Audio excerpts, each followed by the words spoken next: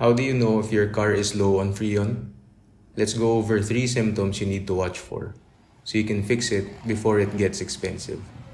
At the end of the video, I'll also show you exactly how to confirm it. Before we get into the signs, it helps to understand how your AC works. Your car's AC circulates refrigerant, called Freon, through a closed loop.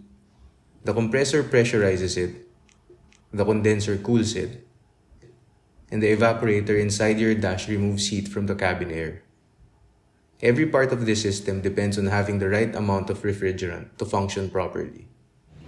If refrigerant levels drop, cooling performance takes a hit.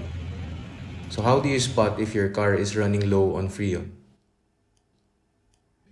If your AC blows warmer air than usual or feels weaker, low refrigerant may be preventing the system from cooling effectively. This happens because there isn't enough refrigerant to absorb and carry heat away from the cabin.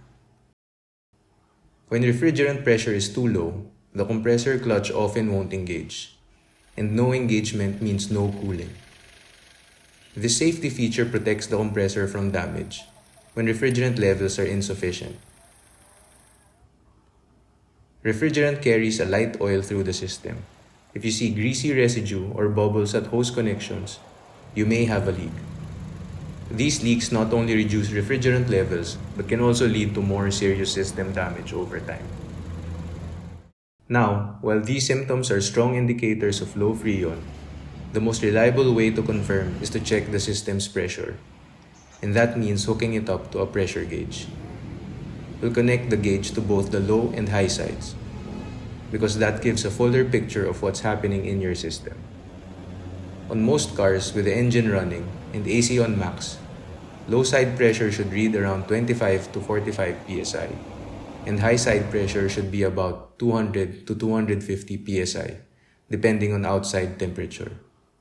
If both the low and high sides are reading well below those ranges, that's a strong sign the system is low on refrigerant. In our next video, we'll cover exactly what to do next when your vehicle is low on refrigerant. If this helped, give it a like and subscribe for more car care tips.